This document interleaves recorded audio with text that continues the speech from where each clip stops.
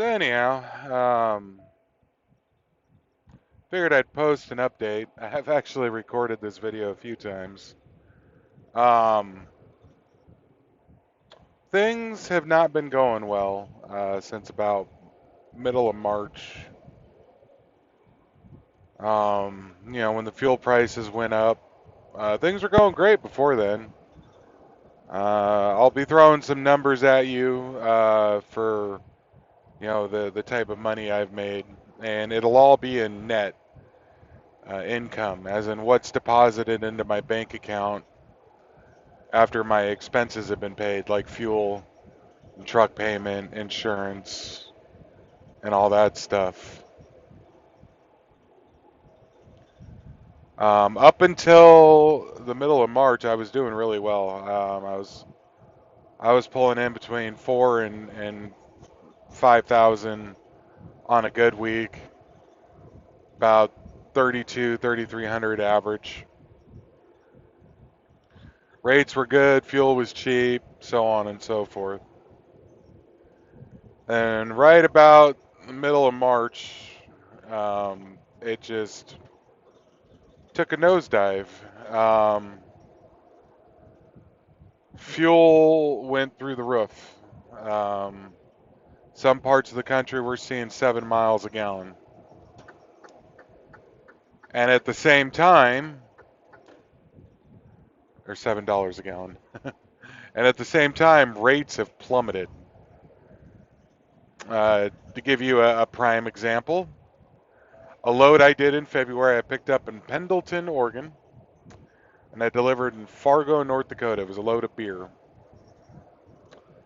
And it paid $6,800 in February. And then I did that same load about a month ago.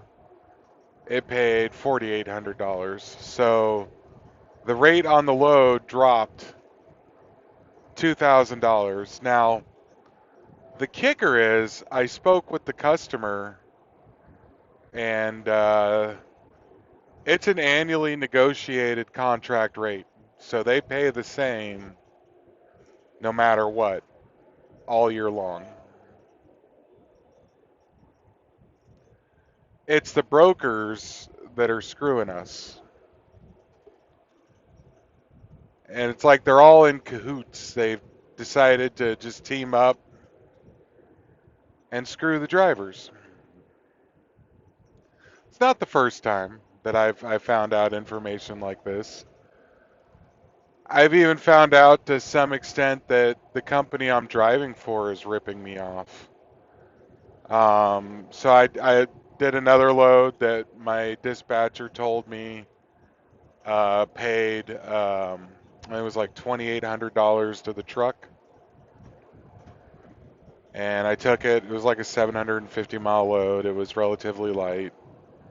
Um, and At one point, the broker needed to update the information for the load, and the broker sent me a copy of the rate confirmation. And the rate confirmation said the load paid $3,800. So my company was sending me a doctored rate confirmation telling me that's what the load paid when the load actually paid more. So they were stealing like $1,000 from me. Because my contract says I get 80% of the rate confirmation. And I talked to some other drivers, and they were saying similar things were happening. Honestly, I just factored that into consideration whenever I was, negotiating with the load with my dispatcher. I knew they were skimming off the top, so I always knew there was more money in it. So I would just push them for more money, and if they weren't able to give me more money, I'd tell them to kick rocks. And that was all fine and dandy till the rates plummeted, and I'm starving. I went from making that to, over the last 2.5 weeks, I've only made like $2,100. which, to most people would sound like a lot, but I'm working the equivalent of two full-time jobs a week. I'm driving at least 70 hours a week, and I'm on duty, or doing work-related tasks 80 to 90 hours a week.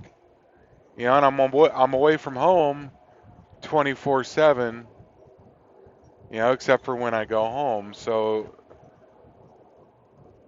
if you add it up, like say, was it 2,100? So that'd be $1,050. Do that into a full-time job. That's 2 weeks of salary with overtime for most people. And I do that in 1 week. And at that rate, it isn't paying enough. And also, with the way my pay works, they don't take taxes out. So I have to pay my own taxes. So if I make $1,100, I have to put 30% of that aside to cover taxes, which is going to be, probably about $350. And I get no benefits, no medical, no dental, no vision, none of that stuff, no 401k. All of that comes out of my pocket. So realistically, for a 1099 job to be worth it, working the amount of hours we work, you need to do at least 2,100 a week. So, I'm pretty much done. I've given them every chance, to make things right. I've talked with management. I've done everything I can, and I've gotten nowhere with them at all. And it just seems to be getting worse, not better. And I found out last week that my dispatcher is going to be quitting, and he was one of the best ones in the company.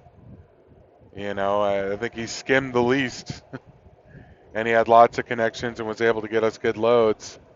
I've talked to other drivers. One of my other friends who works here, he's only been pulling in 700, 800 a week. He's been struggling hard.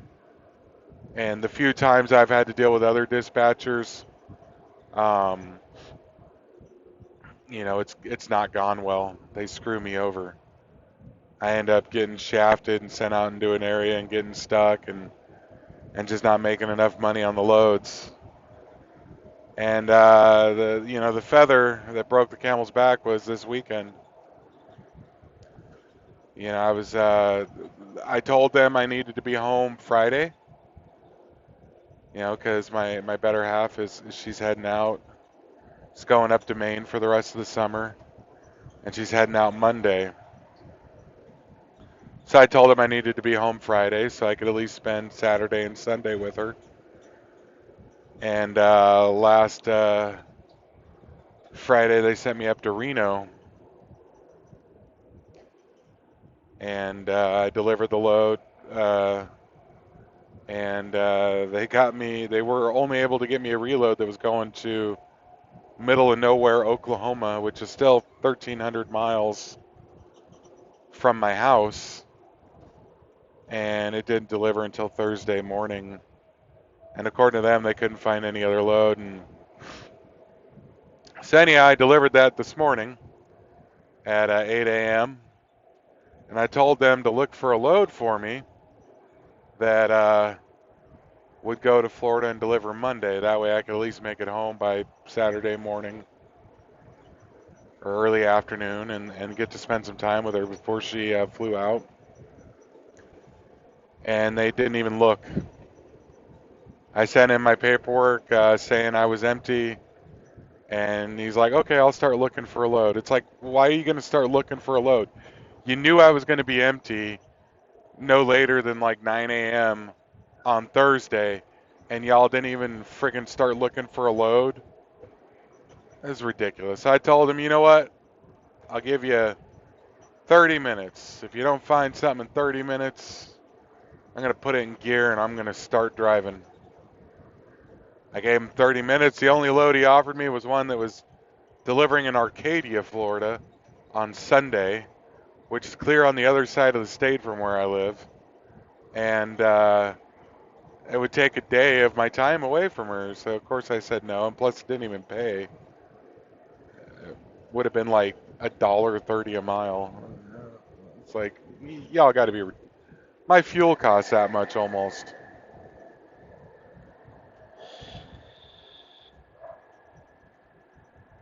It's crazy. So anyway, I found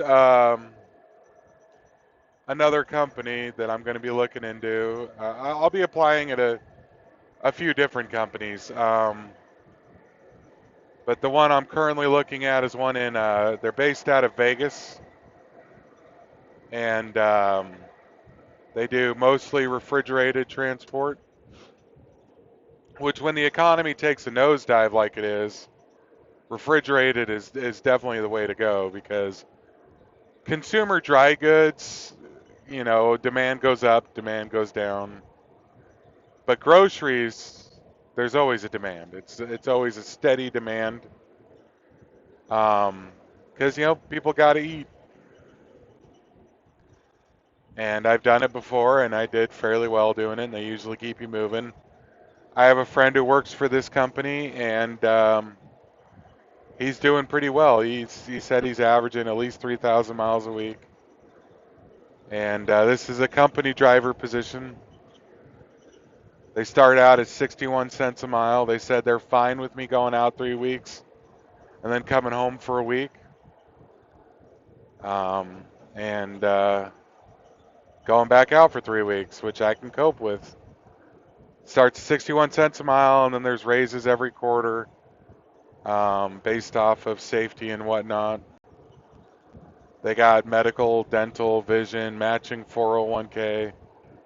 Um, you know, so I'm gonna probably give them a shot unless I can find something better.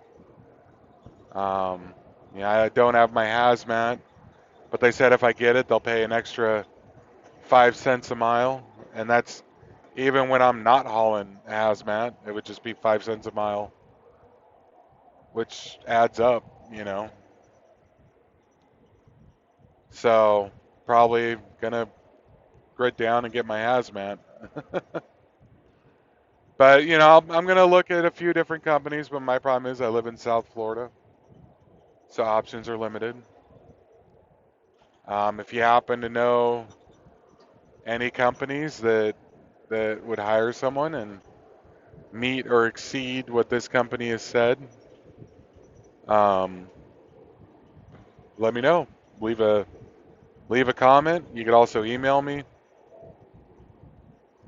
Yeah, my email is just my name at gmail.com, just like on my channel. And yeah, if you happen to work for the company, get a referral or whatever, I'll even add your name to it. But give you a shout out in a video or something. But at this point, I'm pretty open. You got to be in this industry. But I'm tired. I'm exhausted. I've been working my butt off for this company, and yeah, I can't do it anymore. It's not sustainable. So anyhow, that's the update for now, and you know, the usual: like, comment, subscribe, ring that bell, and leave a comment down below if you got any questions or anything to say, and I'll try to respond to them. Till next time, rubber side down, shiny side up, and 7 threes.